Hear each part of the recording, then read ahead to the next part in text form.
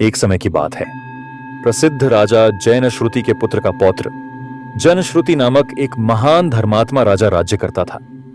जनश्रुति अत्यंत श्रद्धालु, दानी और धर्म प्रिय था।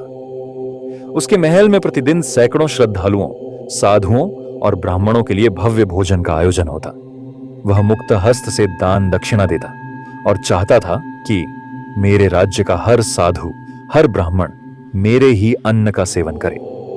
इसी संकल्प से प्रेरित होकर उसने नगर नगर, ग्राम ग्राम में धर्मशालाएं, आश्रम और छात्रावासों का निर्माण करवाया। उसका लक्ष्य था कोई साधु भूखा न रहे और धर्म का दीप हर ओर प्रज्वलित रहे। यह सुनकर सभी लोग जनश्रुति की प्रशंसा करने लगे।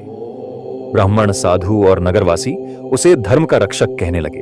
उसकी ख्याति दूर दूर तक फैल गई। राजा जनश्रुति न केवल एक राजा बल्कि एक धर्मात्मा था। एक रात की बात है, जनश्रुति महल की छत पर विश्राम कर रहा था। चंद्रमा शांत था, आकाश तारों से सजा था। तभी उसके कानों में दो हंसों की वार्ता सुनाई दी।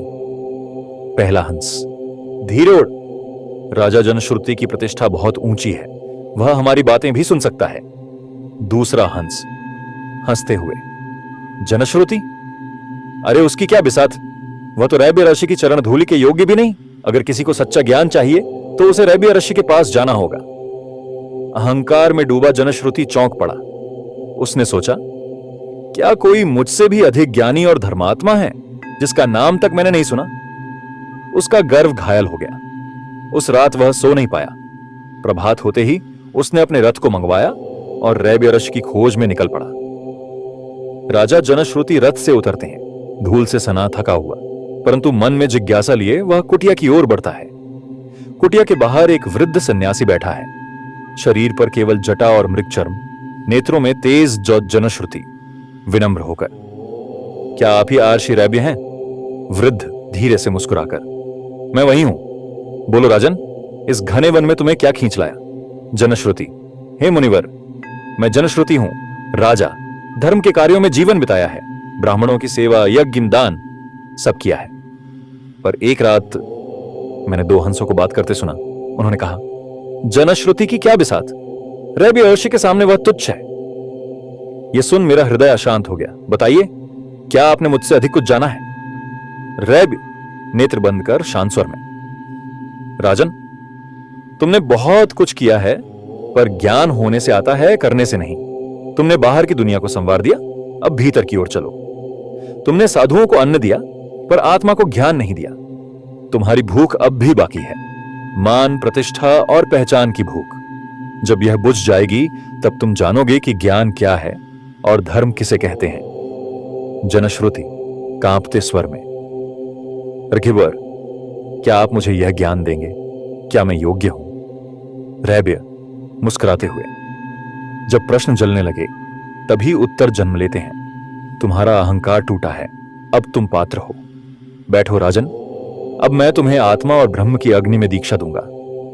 रैब्य धीरे धीरे बोलते हुए, राजन, तुमने इस संसार में बहुत कुछ देखा, धन, यश, सम्मान, सेवा। अब जो मैं कहूंगा वह सब उसके पार है। यह है आत्मा का सत्य। सुनो, आत्मा न मरती है, न जन्म लेती है। वह न कटती है, न जलती है, न सुखाती है, न गलती है। वह नित्य है, जैसे आकाश वैसे ही व्यापक। जनश्रुति धीरे से, पर मैं तो इस शरीर को ही मैं मानता था। यह नाम, यह सिंहासन, यह दान, सब में मैं था।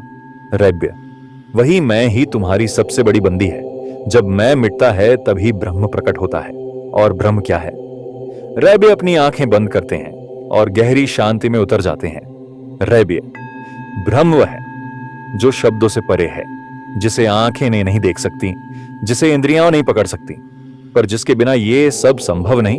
वह हर जीव में है, तुझ में भी, मुझ में भी। तो फिर मैं क्या करूं अर्शिवर? कैसे पाऊं उस ब्रह्म को? कैसे छू लूं उसे जो अनछुआ है? रैब्य मुस्कुराकर, तू उसे छू नहीं सकता, पर वह तुझ में प्रकट हो सकता है यदि तू मौन हो जाए। ध्यान कर, भीतर उतर, अपने भीतर उस आत्मा को देख जो सदा से थी, सदा रहेगी। धीरे धीरे उसका चेहरा बदलने लगता है। एक शांति, एक समर्पण, एक ज्ञान का प्रकाश उसकी मुद्रा में उतर आता है।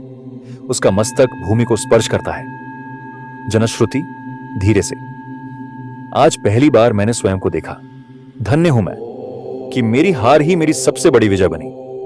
यदिच्छन्तो ब्रह्मचर्यम चरन्ति तत्ते पदम संग्रहेण ब्रवीम्य ओयम इत्येतत्। जिसे जानने के लिए मुनि ब्रह्मचर्य का पालन करते हैं, मैं तुझे वह ज्ञान संक्षेप में बताता हूं।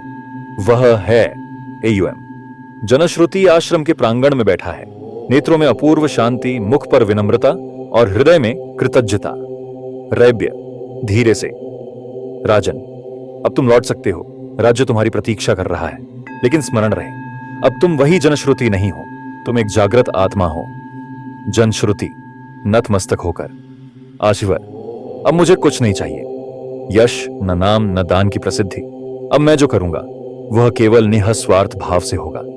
मेरा राज्य अब केवल मेरा नहीं होगा, वह सबका होगा।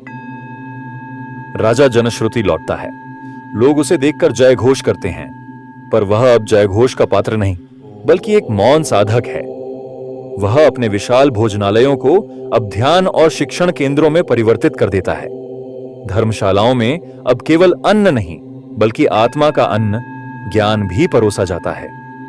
जनश्रुति मधुर स्वर में, बेटा, धर्म केवल बाहर से करने की वस्तु नहीं, वह भीतर जलने वाली एक दिया है।